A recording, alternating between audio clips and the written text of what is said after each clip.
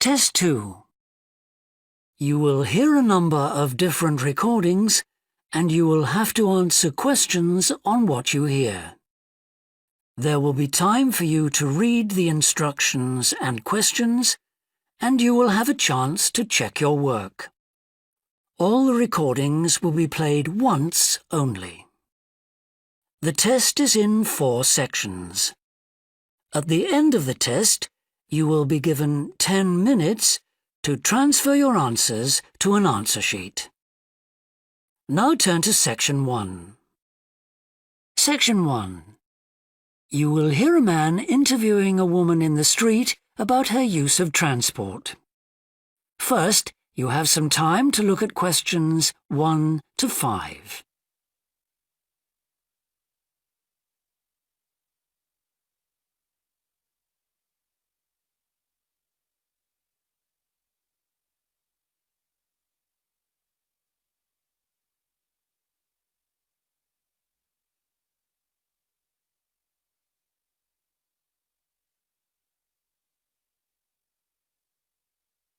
You will see that there is an example that has been done for you.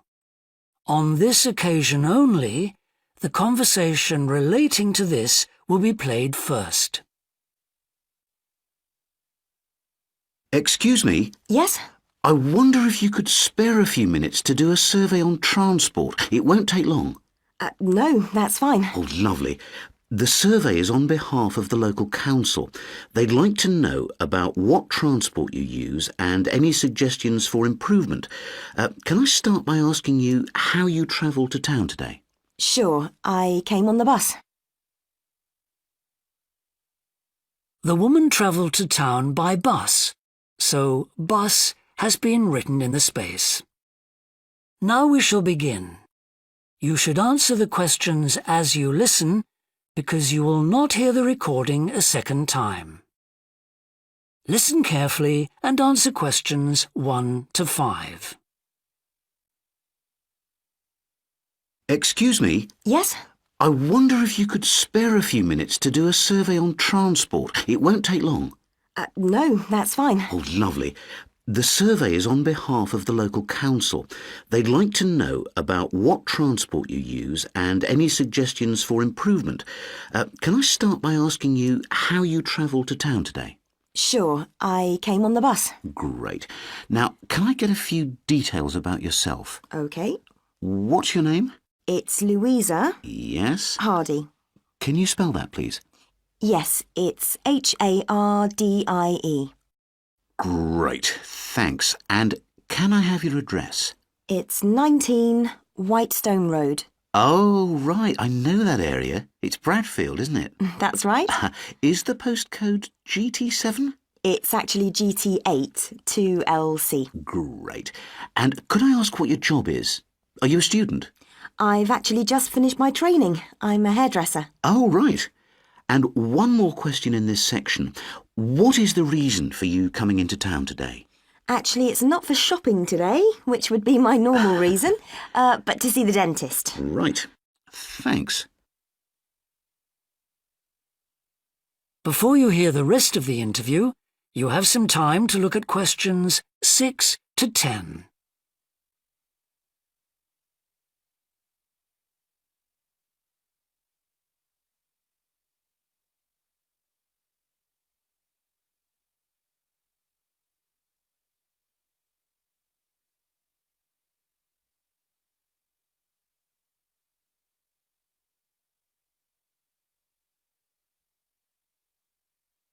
Now listen and answer questions 6 to 10. Now, in this last section, I'd like you to give us some ideas about the facilities and arrangements in the city for getting to and from work. Any suggestions you have for improvements? Well, something I've thought about for some time is that when I do walk and I'm doing a later shift, I think the lighting should be better. Yes, good point. And of course, I think it's a real shame they've been cutting down on the number of footpaths. They should have more of those. Then people would walk more. Yes, right. And I don't think there are enough trains. That's why I don't use them. You have to wait so long. Thanks. And finally, I'd like to ask your opinion on cycling. As you may know, there's a drive in the city to get more people to cycle to work. Right. But we realise that there are things which the council, but also employers, might do to help encourage workers to cycle to work. Yeah. Well, I have thought about it, and where I work, there are no safe places to leave your bikes. OK. And also, I'd have to cycle uphill, and on a hot day, I'd arrive at work pretty sweaty, so I think I'd need a shower somewhere at work. Right. And I suppose the last thing is that I wouldn't be all that confident about cycling on such busy roads. I think I'd like to see you offering training for that. You know, I'd feel a lot better about starting if that was the case. Well, that's very helpful. Thank you very much for your time. No problem. Bye. That is the end of section 1. You now have half a minute to check your answers.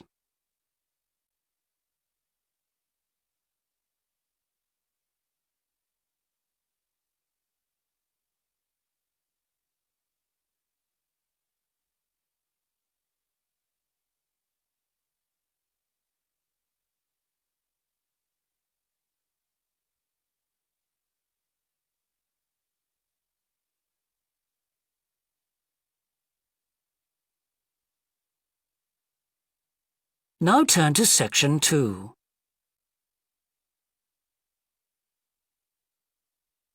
Section 2. You will hear a representative of a city council giving information about 2 new facilities which are opening soon in the city.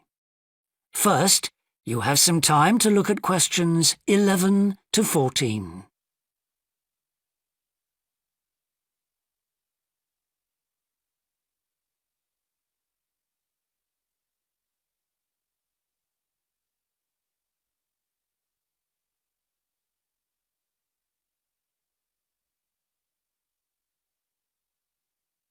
Now listen carefully and answer questions 11 to 14. Good morning.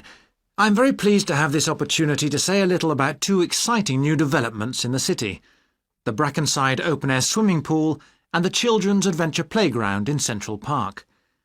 As many of you may know, the idea for these initiatives came from you, the public, in the extensive consultation exercise which the City Council conducted last year. And they have been realised using money from the SWRDC, the South West Regional Development Commission. First of all, Brackenside Pool. As many of the older members of the audience will remember, there used to be a wonderful open-air pool on the seafront 30 years ago, but it had to close when it was judged to be unsafe. For the design of this new heated pool, we were very happy to secure the talents of internationally renowned architect Ellen Wendon, who has managed to combine a charming 1930s design, which fits in so well with many of the other buildings in the area, with up-to-the-minute features such as a recycling system, the only one of its kind in the world, which enables seawater to be used in the pool. Now, there's been quite a bit of discussion in the local press about whether there would be enough room for the number of visitors we're hoping to attract, but the design is deceptive, and there have been rigorous checks about capacity. Also, just in case you were wondering, we're on schedule for a June the 15th opening date, and well within budget, a testimony to the excellent work of local contractors Hickman's. We hope that as many people as possible will be there on June the 15th. We have engaged award-winning actress Coral White to declare the pool open, and there'll be drinks and snacks available at the poolside. There'll also be a competition for the public to decide on the sculpture we plan to have at the entrance. You will decide which famous historical figure from the city we should have. Before you hear the rest of the talk, you have some time to look at questions 15 to 20.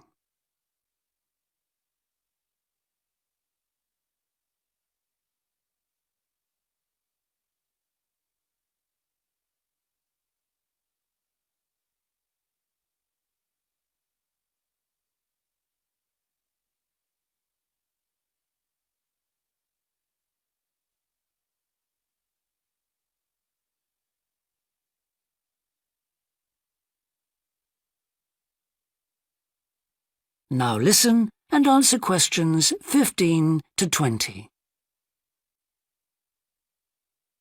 And now, moving on to the Central Park Playground, which we're pleased to announce has just won the Douglas Award for Safety. The news came through only last week. The unique design is based on the concept of the global village, with the playground being divided into 6 areas showing different parts of the world, each with a representative feature. For example, there is a section on Asia, and this is represented by rides and equipment in the shape of snakes, orangutans, tigers and so on, fauna native to the forests of the region. Moving south to the Antarctic, we couldn't run to an ice rink, I'm afraid, but opted instead for climbing blocks in the shape of mountains. I thought they could have had slides for the glaciers, but the designers did want to avoid being too literal. Then on to South America, and here the theme is El Dorado, games replicating the search for mines full of precious stones. And then, moving up to North America, here there was considerable debate. I know the contribution of cinema and jazz was considered, but the designers finally opted for rockets and the International Space Station. Eastwards to Europe then, and perhaps the most traditional choice of all the areas, medieval castles and other fortifications.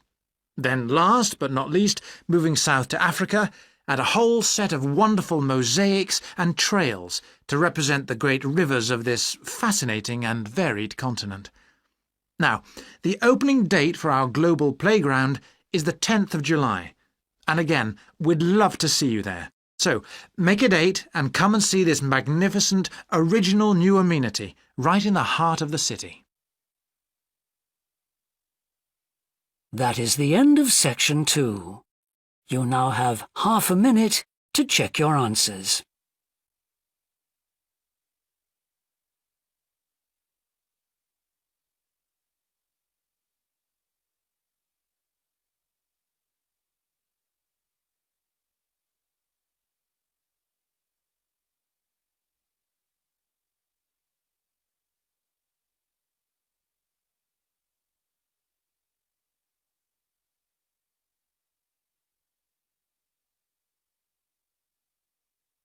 Now turn to section 3.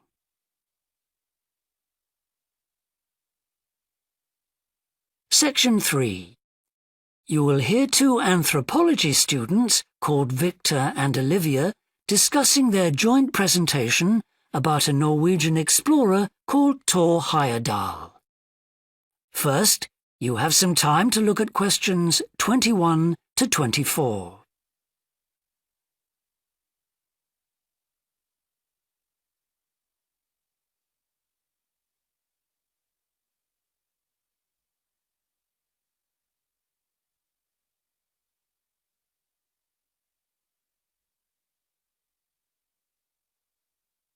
Now listen carefully and answer questions 21 to 24. Right, well, for our presentation, shall I start with the early life of Thor Heyerdahl? Sure. Why don't you begin with describing the type of boy he was, especially his passion for collecting things? That's right. He had his own little museum.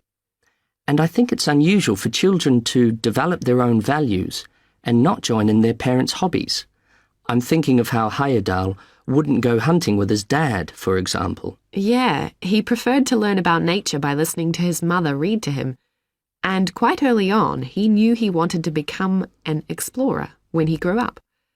That came from his camping trips he went on in Norway, I think. No, it was climbing that he spent his time on as a young man. Oh, right. After university, he married a classmate, and together they decided to experience living on a small island to find out how harsh weather conditions shaped people's lifestyles. As part of their preparation, before they left home, they learnt basic survival skills, like building a shelter. I guess they needed that knowledge in order to live wild in a remote location with few inhabitants, cut off by the sea, which is what they were aiming to do. An important part of your talk should be the radical theory Heyerdahl formed from examining mysterious ancient carvings that he happened to find on the island. I think you should finish with that. Okay. Before you hear the rest of the discussion, you have some time to look at questions 25 to 30.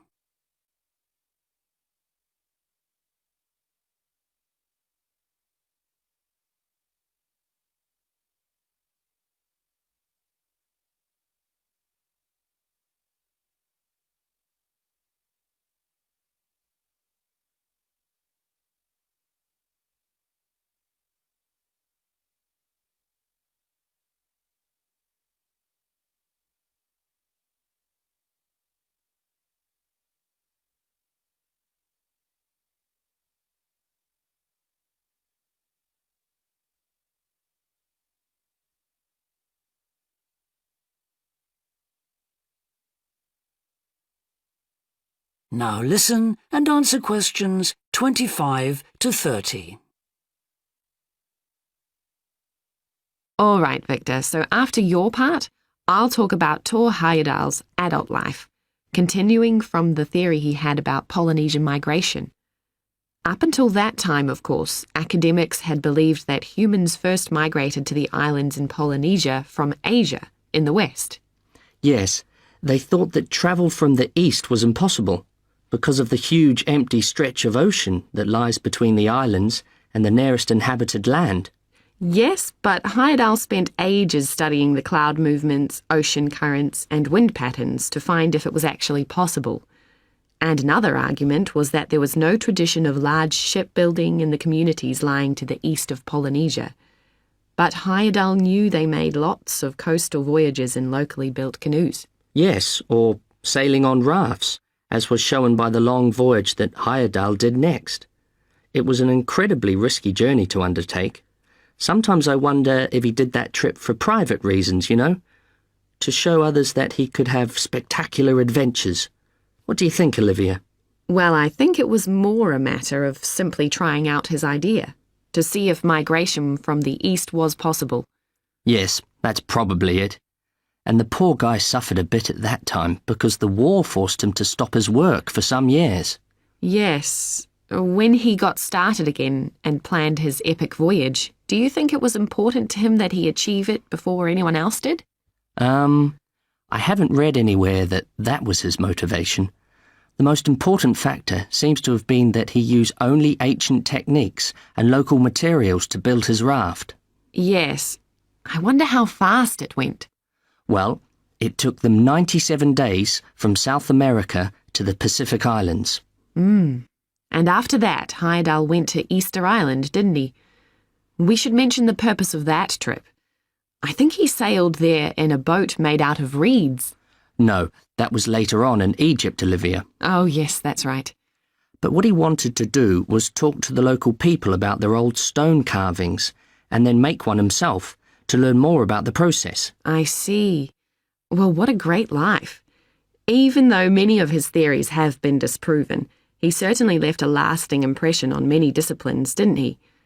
To my mind, he was the first person to establish what modern academics call practical archaeology. I mean that they try to recreate something from the past today, like he did with his raft trip. It's unfortunate that his ideas about where Polynesians originated from have been completely discredited. Yes. Right, well, I'll prepare a PowerPoint slide at the end that acknowledges our sources. I mainly used The Life and Work of Thor Heyerdahl by William Oliver.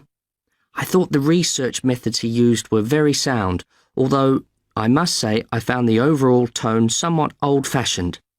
I think they need to do a new, revised edition. Yeah, I agree.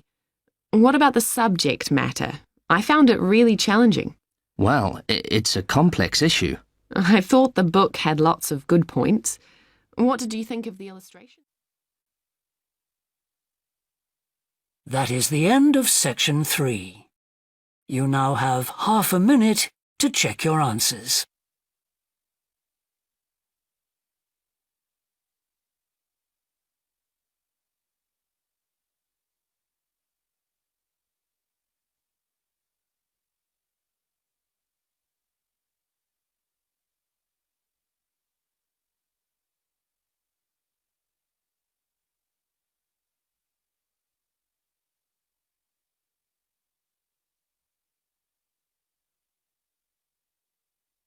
Now turn to Section 4.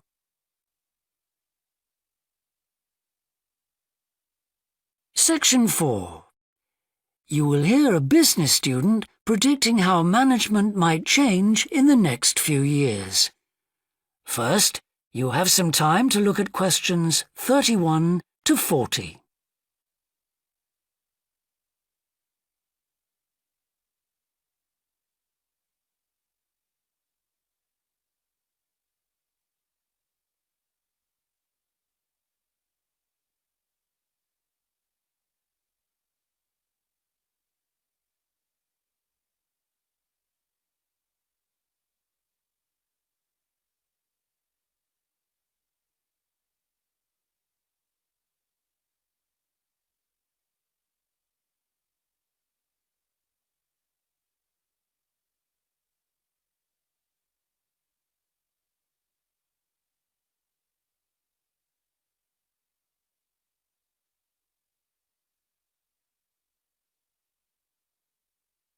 Now listen carefully and answer questions 31 to 40. Well, I've been talking to managers in a number of businesses and reading surveys about the future of management. And what I'm going to present in this seminar is a few ideas about how the activity is likely to change in the next 10 years. It isn't a scientific statistical analysis, just some ideas for us to discuss. One area I want to mention is business markets, and I'm sure a really significant development will be a major increase in competition, with companies from all around the world trying to sell similar products. Consumers will have much more choice. For instance, food products sold in Australia might be manufactured in the USA, China, Finland, and dozens of other countries. At the same time, mergers and takeovers mean that governments are actually losing power to major global corporations. We can probably all think of companies that exert a great deal of influence, which may be good for consumers. A third point I want to make about markets is that in the rapidly expanding economies of India, China, Brazil, and Russia, demand is growing very fast. This is putting pressure on resources all over the world. I think businesses are becoming more open to external influences. In particular, companies are consulting customers more and more before making their business decisions. Companies are finding out what they want and providing it, instead of making products and then trying to sell them, which is the model of years ago. Another influence is that concerns about the environment will force manufacturers to extend product life cycles to reduce the amount of pollution and waste.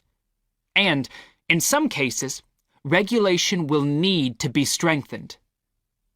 Many societies are much more fluid and democratic, and the structure of companies is changing to reflect that.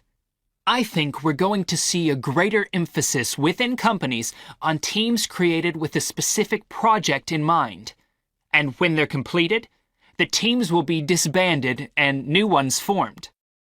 More and more people see work as simply one part of their life, and not the most important one. And as the workforce is shrinking in some countries, businesses are having to compete for staff instead of being able to choose among a lot of applicants. Typical examples that will attract and retain staff are traditional ones like flexible hours and, something that has been made possible by advances in technology, remote working, with people based at their home, abroad, or almost anywhere they choose.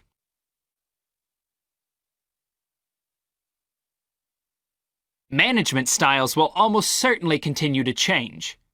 Senior managers will require a lot more than the efficiency that they've always needed. Above all, they'll need great skills in leadership so that their organization can initiate and respond to change in a fast-moving world where they face lots of competing requirements and potential conflicts. In most of the world, the senior managers of large businesses are mainly men in their 50s and 60s. The predominant style of management will almost certainly become more consultative and collaborative, caused Above all, by more women moving into senior management positions. Many of the changes are influenced by developments in the wider economy. The traditional emphasis of business was manufacturing, and of course the service sector is very important. But we shouldn't overlook the growing financial contribution of IP, that is, intellectual property. Some books and films generate enormous sums from the sale of related DVDs, music, games, clothes, and so on. Another point I'd like to make is that although I've been talking about companies, one trend that they have to face is the move away from people working for the same employer for years. Instead, more and more people are becoming self-employed to gain the freedom and control over their lives that they're unlikely to get from being employed. Okay, well, that's all I want to say, so let's open it up for discussion. That is the end of section 4. You now have half a minute to check your answers.